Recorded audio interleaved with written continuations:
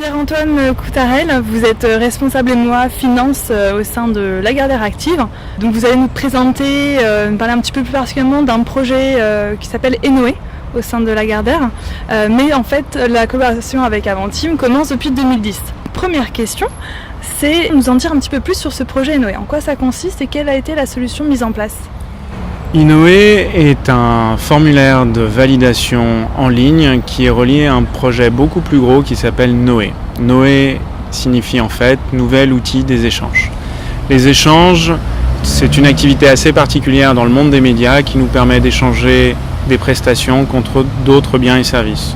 Une page dans un de nos magazines contre une autre page de publicité dans un autre organe de presse ou contre des biens, comme des véhicules chez Hertz. Hertz passe une publicité dans nos magazines, il nous fournit en contrepartie des véhicules.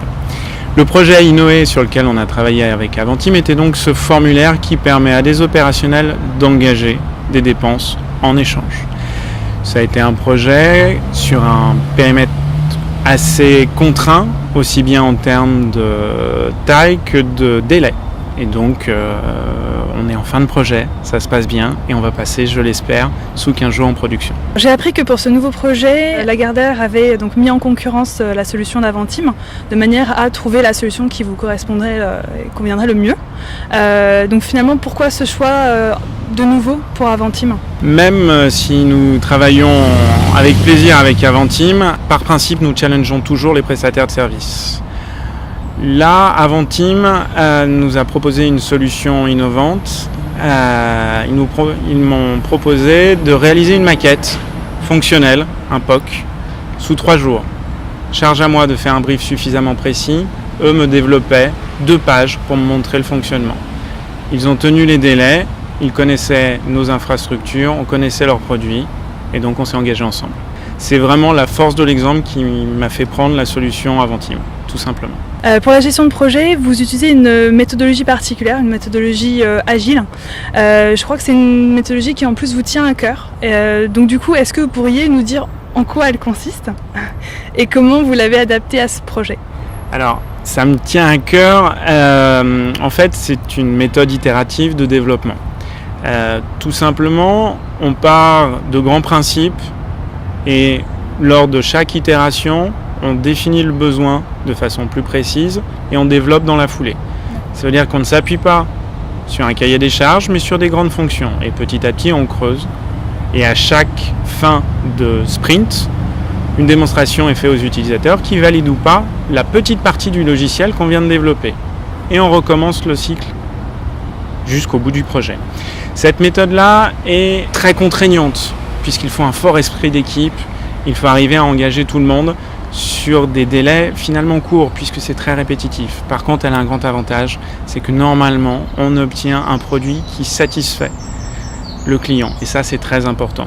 Donc, dans l'ensemble, on essaye d'utiliser cette méthode le plus possible. Avec Avantim, c'était un peu compliqué, puisque j'ai eu le plaisir de travailler avec le bureau de Toulouse, mais nous sommes localisés à Levallois-Perret.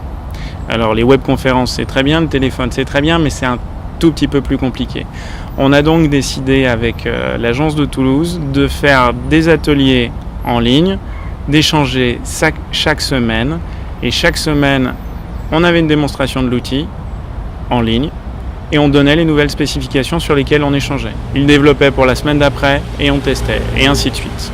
Le résultat est plutôt satisfaisant puisque ça permet de nombreux allers-retours, des ajustements pour obtenir le produit le plus fidèle aux besoins réels et pas forcément aux besoins exprimés au départ.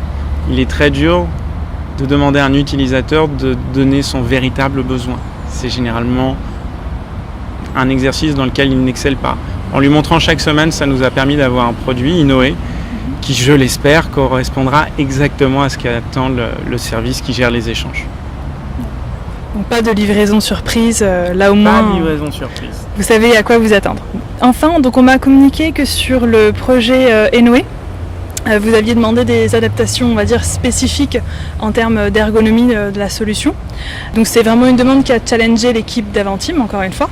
D'après vous, donc ce challenge a été bien résolu et donc surtout, comment on y a répondu ? Comment on a répondu à ce prérequis ? Et j'ai demandé quelque chose de simple à utiliser. C'est très compliqué de faire du simple. étonnamment.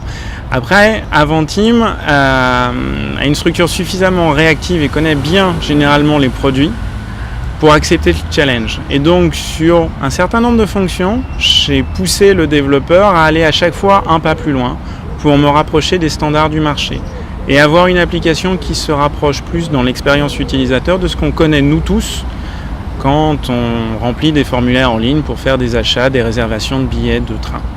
Beaucoup d'informations mais qui apparaissent petit à petit. Et ils sont pris au jeu, ils m'ont même fait des propositions, on a réussi presque à avoir toutes les demandes dans le nouvel outil.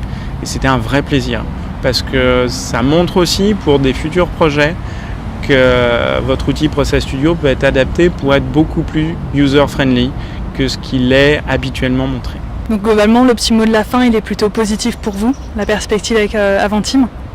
La perspective avec Avantim est plutôt très positive. J'ai dans le périmètre sur lequel je travaille plusieurs outils Avantim et c'est une vraie porte ouverte pour des futurs projets sans doute ensemble.